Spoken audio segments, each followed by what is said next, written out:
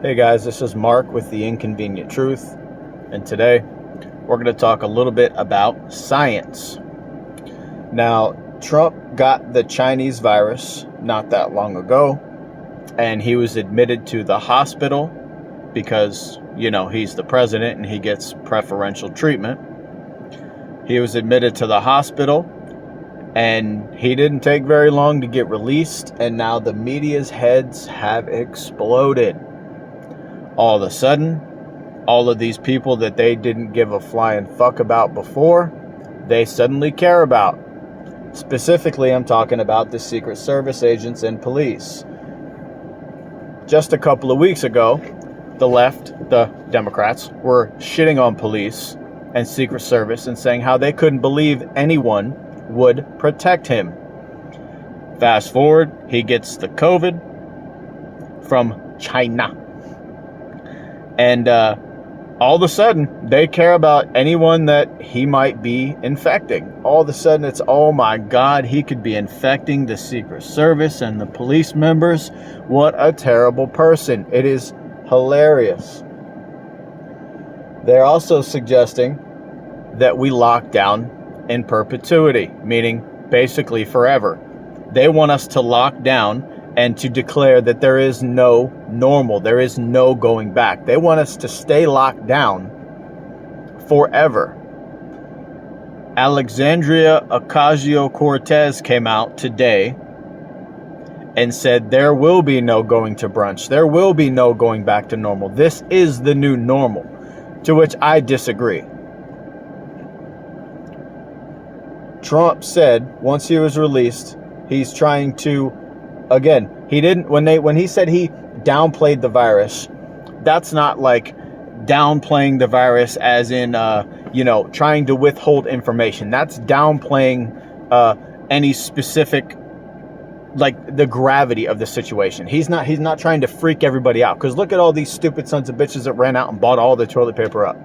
Like, what the fuck? What are you going to do with toilet paper? Really? Whatever. Anyway, he came out and he said, don't be scared of the virus. And that is something that I am 100% on board with, because I personally have not done anything different other than not be able to go out at all since the lockdown. I basically go to work, do my job, mind my own business, come home, get the kid. I do my own thing. I don't go out and intermingle with that many people. I am a homebody.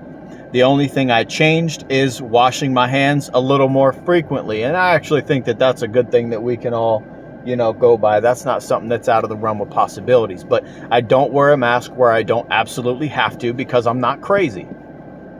This idea that you should wear a mask because it helps others is absurd. The virus is smaller than the N95 mask can filter. So what are you doing? It is literally political theater. You're doing it so that you feel good about yourself, when in reality, all you're doing is choking yourself out. Anyway, so the left is saying, the Democrats are saying, we need to stay locked down until this virus is beaten. We need to stay locked down. We need to follow the science. And they're freaking out. Science, follow the science. Well, here's the thing. The last time I checked, science told me that there's only two genders. There's male and female. There's boy and girl. There's not fucking Bobcat and Cadillac and all these other ones that you can just feel like you are, yet they claim that that's okay. You can not, on your driver's license, you can have gender X. What the fuck is that? This is absurd. I don't give a shit what you say, what argument you bring to the table. Are we going by science or are we not? Because science says you're either born with a twig and berries or you ain't got that. So my science tells me that only 1% of the people that are getting this virus are getting killed. It is a very, very low mortality rate. So why are we locking down 99% of people for less than 1% death ratio? And if you take out the people that are over 70, it's less than 0.5%. It basically doesn't affect 99% of our population. This is absolutely absurd.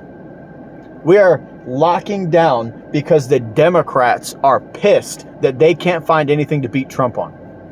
And once again, instead of actually changing the laws, instead of actually going out of their way to make incentives, let's say, for people to get jobs like the Republicans are doing, they're cutting payroll tax. So basically, the reason the left is pissed about that is because that only affects people that work. That doesn't help their narrative. Their whole narrative is, you vote for us, we'll give you something. They have this thing that they've been tabling called universal basic income. And basically that means you can be a lazy piece of shit and sit at your house, or you can go do their bidding and you can loot, riot, and murder. And you can still sit at home and get $1,000, $2,000, however much they decide per week, per month, whatever it is that they decide. They're going to just take money and just give it to you endlessly if you vote for them. They're incentivizing your vote. Whereas Trump, on the other hand, he is incentivizing your vote, but he's also helping you by giving you a damn job. So this giving a payroll tax cut only helps people that are working, which is why it pisses off the Democrats, because it's not their people that's getting helped by this. For the most part, not in all cases, but for the most part, the people that are conservative just want to go to work, do their job, and be left alone. It's the other very small percentage of people that feel like, you know what, my opinion is more valuable than yours, and I'm going to force it down your throat. And that's what we call fascism.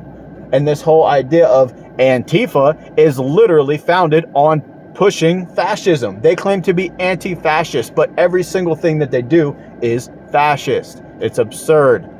The left is openly endorsing this. They won't even stand up and condemn the violence that they have actually brought to the table. They have no interest in it because they know that that is their main platform. It's absurd.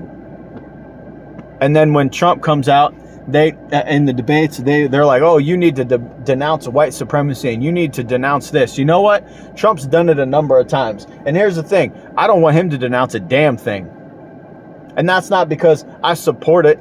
That's not because I want the violence or I support white supremacy or any of these other things that they're claiming. But that's because once they get you to take a single step back, they never stop. It's a continuous thing. It becomes a never-ending back pedal, where all they do is they ask you, they got you, okay, well, he denounced this. So then they take the next thing and they spin it in a way to word it to where it sounds like you're trying to endorse something. It's absurd. It is a game that the left plays. They play these word games, and then they just try to turn people's minds and warp people's brains because they can't get an intelligent person to vote for them. They can't get normal people to vote for them with normal brains because normal people realize the crap that they're spewing isn't helping our society. And the news doesn't help even in the least. The news is 100% on board with everything that the Democrats do. The Democrats have been openly saying for years that they're going to take guns away. They are coming after the Second Amendment. Beto O'Rourke is a perfect example. They even made t-shirts that say, hell yeah, I'm going to take your guns. Yet these stupid people sit up on platform. The Breakfast Club just did it the other day. I don't know why they say that the Democrats are going to take your guns. That's not what they want to do. What the fuck? Are you high? Or do you not have ears? Or are you just refusing to hear what's actually being said? Because the truth is, they absolutely want to come after the guns. Because as soon as they can take your guns away, you cannot protect yourself. This is why the Democrats can't be the party of any people, much less black people. They keep saying that they are the party of black people. This is fucking absurd. Hear me out. You tell me one thing, just one thing other than guns that has leveled the playing field for everyone. If we're talking about a time back in the Jim Crow and before era, when if you were a black person, you were literally scared for your life. Not like nowadays with old bitch ass LeBron James saying, we're black people, we're scared. Get the fuck out of here with that bullshit. There was a time when it was probably legitimate, and I guarantee you there was people that were legitimately scared for their lives because of the color of their skin. It was a horrible part of our history, but it has to be said. Just forgetting about our past does not do anything to anybody, and it absolutely discredits any history that we have. We cannot move forward without acknowledging the past. That's a fact. And this idea of reparations to put a dollar amount on something like that is absolutely absurd, but we're going to leave that alone.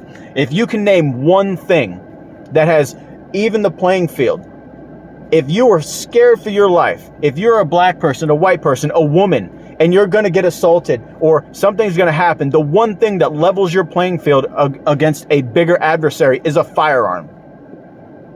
So how are you going to defend yourself if somebody's knocking at your door, or better yet, kicking in your door? What are you going to do? Are you going to call somebody and go, hold on, dude, hold on, wait, don't shoot me, the police are coming? When the seconds count, the police are only minutes away. That is why you are responsible for you. You need to take care of you. Your safety is in your hands. And there's no better place in the world to live than America, where you're allowed to have your gun. You can have it legally, and there's some people that even have them illegally. There's nowhere else in the world that you can get a firearm, and there's nowhere else in there's nowhere else in the world that you can get a firearm the way that America does. We have more guns than people, and that's why there will never be another country invading us. However, the Democrats are doing a very good job of a psyop of getting us to turn on each other. Because if they can get a civil war here, they can try to take away our guns. And then guess what? Who's going to defend us? That's probably the thing that irritates me the most about what's going on right now between black people and white people. Specifically, because that's the time that we're in right now. Right now, I hate to go to race, because that's something that pisses me off when news corporations just highlight stuff as a black guy versus a white guy. I hate that. But we're going to go there real quick, because this video is getting a little real.